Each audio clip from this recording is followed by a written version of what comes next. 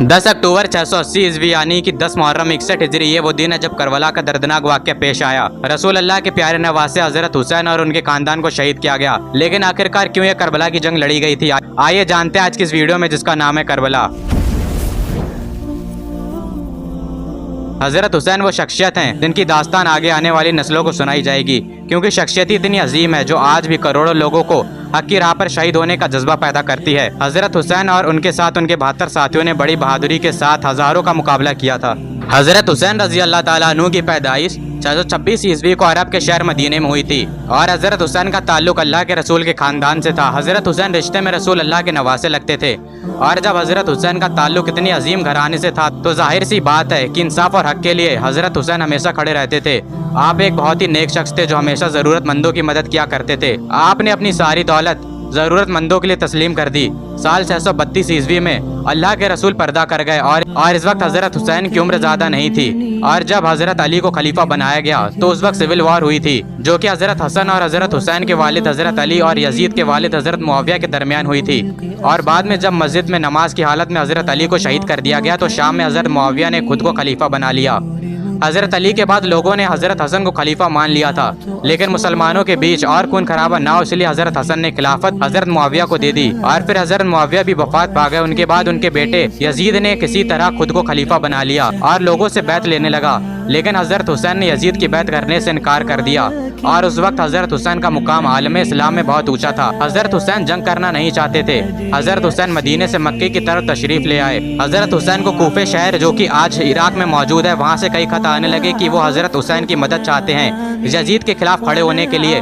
हजरत हुसैन नहीं चाहते थे कि मक्का जैसी पाक जगह पर कोई खून खराबा हो, इसलिए वो मक्का से चले गए। दोस्तों, जब यजीद खलीफा बना तो मुस्लिम दुनिया में एक तूफान सा आ गया था, क्योंकि यजीद खिलाफत के लायक ही नहीं था। यजीद हर वो काम किया करता था जो कि इस्लामिक कानून के खिलाफ था और इसी वजह से हजरत हुसैन ने यजीद की मुखालिफत की थी। दोस्तों, हजरत अली के वक्त में खिलाफत की राजधानी कूफा थी, इसलिए हजरत अली के कई मानने वाले लोग कूफा में रहा करते थे।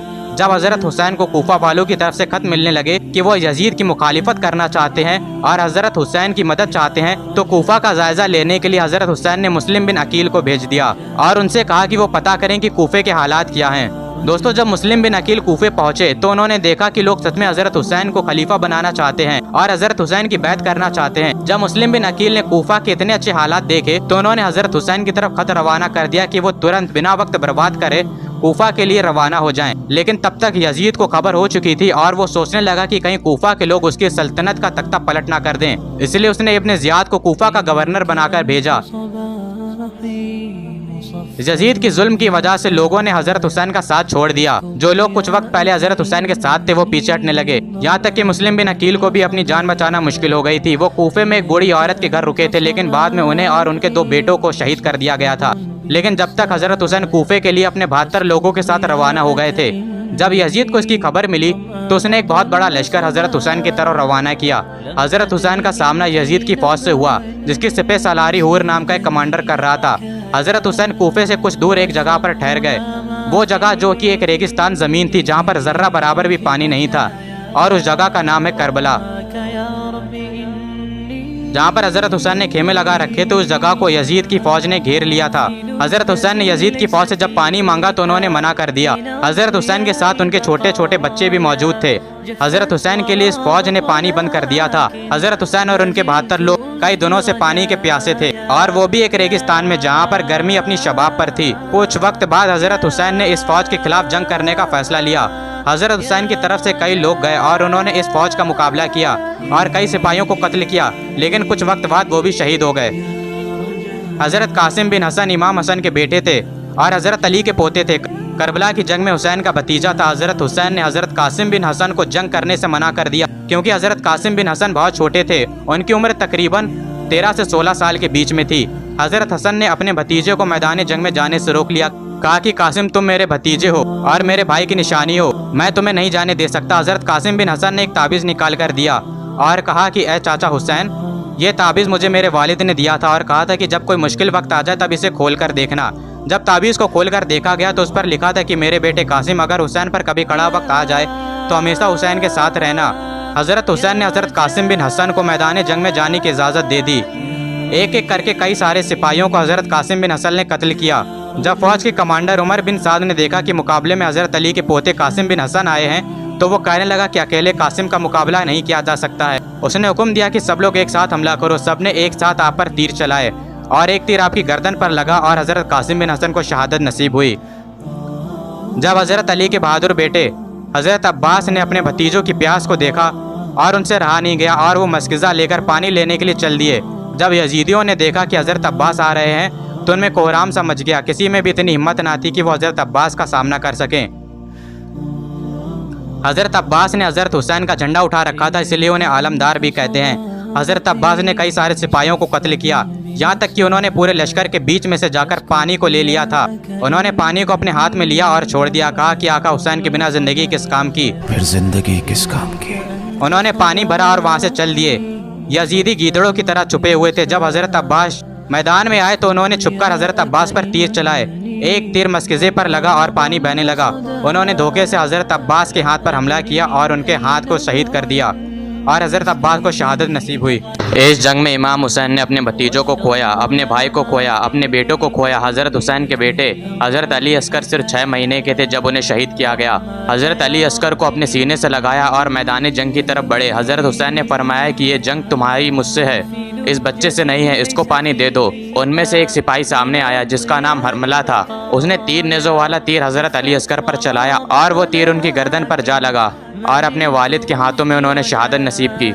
हज़रत हुसैन के कई सारे सिपाही शहीद हो चुके थे, सिवाय खातूनों के कोई भी बाकी ना था। और इसके बाद हज़रत हुसैन ने खुद मैदान जंग में जाने का फैसला किया। वो अपने घोड़े पर सवार हुए और तलवार लहराते हुए दुश्मनों के लश्कर की तरफ आगे बढ़े। हज़रत हुसैन को देखकर सारे यजीदी खौफ में आ गए। हज़रत हुसैन का मुकाबला कर पाना यजीदियों के बस में ना था। इस करबला की गर्मी में हज़रत हुसैन भूखे प्यासे लड़ रहे थे। तन्हा लड़ने के बाद भी हज़रत हुसैन से कोई भी मुकाबला नहीं करना चाहता था और इसकी ये वजह थी कि वो मौला अली के बेटे थे। जब इब्ने साद देखने लगा कि ये हुसैन है और उसे यकीन हो गया कि हज़रत हुसैन का मुकाबला नहीं किया जा सकता, उसने सारे सिपाहियों को हुक्म दिया कि एक साथ हज़रत हुसैन पर हमला करो। लेकिन सब नाकामयाब लौटे। जालिम तादाद में जितने भी ज़्यादा क्यों ना हो, लेकिन वो हक और सच के सामने टिक नहीं सकते। दोस्तों, हज़रत हुसैन लड़ रहे थे कि तभी उन्होंने देखा कि असर की नमाज का वक्त हो गया है और उन्होंने जंग के मैदान के बीच में ही नमाज अदा करने का फ़ैसला किया और यजीदियों को वो मौका मिल गया जिसका उन्हें बहुत लंबे वक्त से इंतज़ार था। और जब हज़रत हुसैन सजदे में गए तो इस चीज़ का फ़ायदा उठाकर दुश्मनों ने उन्हें शहीद कर दिया। इस करबला की जंग के बाद यजीदी खुश हो रहे थे। वो इमाम हुसैन और उनके साथियों के सर को अपने नेज़ों पर बुलंद कर रहे थे और फिर उसके बाद ये लोग खातूनों की तरफ बढ़े और हज़रत ज़ैनब और हज़रत उम्मे कुलसुम दोनों खेमों में मौजूद थीं और ये दोनों हज़रत हुसैन की बहनें थीं, यानी कि अल्लाह के रसूल की नवासियाँ थीं। और हज़रत ज़ैनुल आबिदीन हज़रत हुसैन के आखिरी बेटे थे। इसके बाद इन सब लोगों को कूफे से होते हुए दमिश्क ले जाया गया और सफ़र में कई बच्चों ने अपनी जान गंवाई।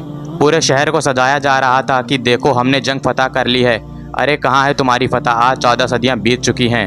करबला पर अभी भी झंडा हुसैन का लहरा रहा है। जब हज़रत हुसैन को शहीद किया गया तो यजीदी कह रहे थे फतह मुबीन, कि हमने जंग फतह कर ली है। लेकिन आज 1400 साल बाद भी करबला पर हुसैन का कब्ज़ा है। आज भी करबला पर हज़रत हुसैन का झंडा लहरा रहा है। आज करबला इमाम हुसैन के नाम से जानी जाती है। हज़रत हुसैन का नाम जब हमारी ज़ुबान पर आता है तो हमें फ़ख्र महसूस होता है, हमारा कद ऊँचा हो जाता है। दोस्तों, एक बात हम सबको याद रखनी चाहिए, हज़रत हुसैन ने हक़ के लिए अपनी जान दे दी और अपने पूरे ख़ानदान को कुर्बान कर दिया। और हमें भी हज़रत हुसैन के रास्ते पर चलना चाहिए और जितनी भी मुश्किल क्यों ना हो, लेकिन हमें कभी भी हक़ की बात से पीछे नहीं हटना चाहिए। सिर्फ एक दिन हज़रत हुसैन की शहादत को याद करने से कुछ नहीं होगा, हमें उनके रास्ते पर भी चलना चाहिए। और ये ढोल बजाना, मुहर्रम में शोर मचाना, ये कौन सी अच्छी बात है। ढोल तो यजीदियों ने बजाए थे। मुहर्रम में हमें तो हज़रत हुसैन की शहादत को याद करके उनके जैसे अमाल करने की तौफीक लेनी चाहिए। अल्लाह की बेशुमार लानत हो उन लोगों पर जिन्होंने करबला में हज़रत हुसैन और उनके ख़ानदान को शहीद किया था।